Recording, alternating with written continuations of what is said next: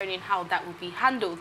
But then we have another story here from another sector, the petroleum sector. Petroleum and Natural Gas Senior Staff Association Nigeria PENGASSAN has strongly condemned the use of military force to evict workers from the Oritsetimeyin oil and gas rig. And PENGASSAN leaders Festus Osifo and Lumumba Okubawa, in a statement, called the action barbaric and in violation of both the Nigerian constitution and labor laws. The union claims that certain companies, despite agreements with the NUPRC, have repeatedly failed to meet worker entitlements, with some dues pending since 2022. PENGASSAN has warned of possible strike action if such treatment continues and urged human rights groups and international organizations to speak out against the violence, asserting that silence will be complicity. The association is demanding a transparent investigation into the incident to hold those responsible accountable, and is calling for stronger protection to ensure worker safety and respect for labor rights in the oil and gas sector. Just yesterday, we heard doctors complaining about one of their members not being treated properly by a commissioner, and they threatened to go on strike. And now we have PENGASSAN threatening to go on strike because of the action of military against their workers, which they are not comfortable with, and according to them, it's against the human rights. Who gets to suffer when the strike comes on? It's you and I, not even them. But it's quite unfortunate. Even the Bible says a workman deserves his wages. So these are people who are working tirelessly day and night to make sure that the oil and gas industry, which has been the mainstay of our economy, is working. So they deserve their wages, no matter what happens, because these people, they work under high-level risk. So they should be paid.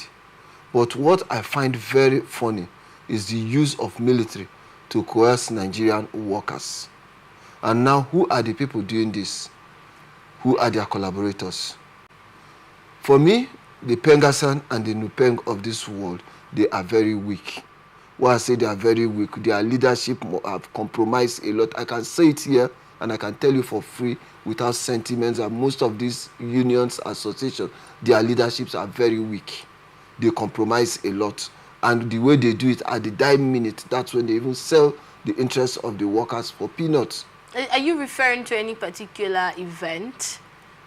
What made you come up with this conclusion? We've had series of challenges in this country.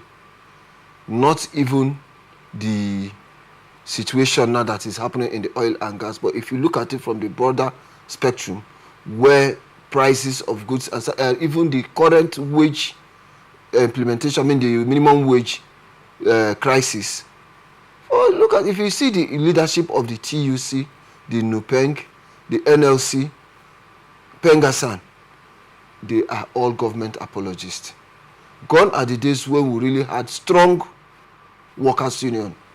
For me, Labour died after Oshiomhole. For me, NUPENG died after Frank Oviekokori.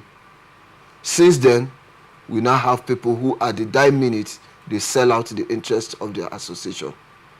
But how does that affect what has happened now with the scenario of if they shut down tools, if they shut down tools completely, this company, they will beg them.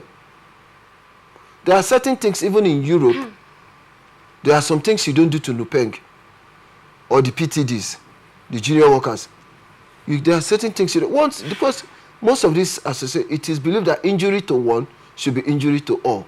And if they see it in that light, most of these companies will be brought to their knees. But that's the case now. They are actually threatening to go on a strike. Let them do it and ensure that it is rapid and spontaneous. But if they are as weak as you have claimed or alleged, do you think that they would have threatened the strike and it would be taking the direction? It's leadership that always gives directive. And once leadership gives directive, followers would. But in a state where leadership has been compromised, as a follower, you have little or nothing to do. You are at the mercy of your your employer.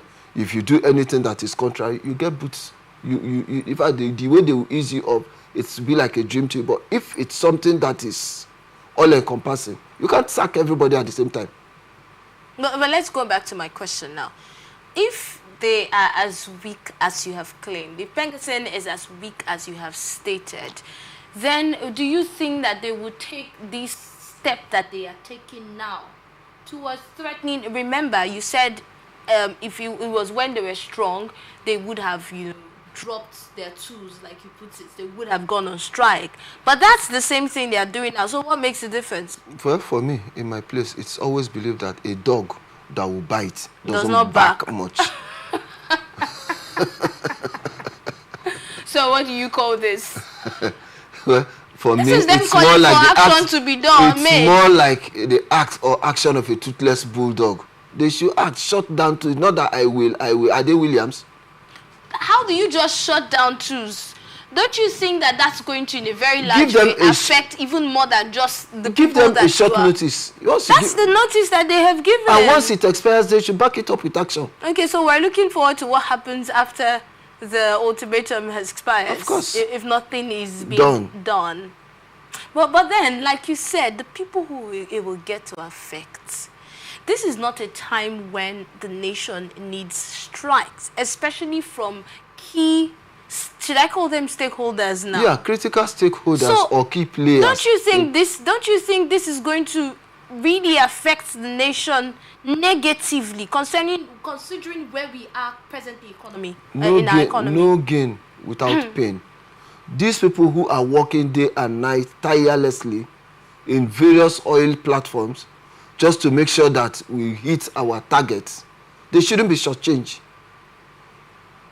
They should not be shortchanged. If everybody goes on strike, what happens? Not to say they're not supposed to be paid. Of course they're supposed to be paid. Then they should be paid. But then, if every sector begins to go on strike, where would we be as a nation? We have the lecturers complaining about, in fact, that's the next story we're taking. They have their own wages or monies that have not been paid. See, how many times have we heard politicians, political appointees, that is the question political some of us office ask all the holder time. threaten strike action?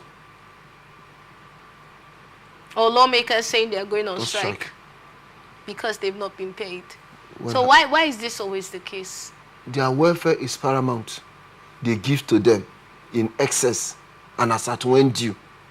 But the goose that lays the egg, the people that works day and night, they don't get what they are supposed to get. So I asked this question. I said, when last did you hear politicians, legislators? Question is not even when last did you hear. The question should be, have you ever heard them that they are going on strike? Have you ever heard that happen? That should be the question. Yes, as senators or House of Reps members or State Assembly members. So, okay, we are strike today, we have not been paid. It's unheard of.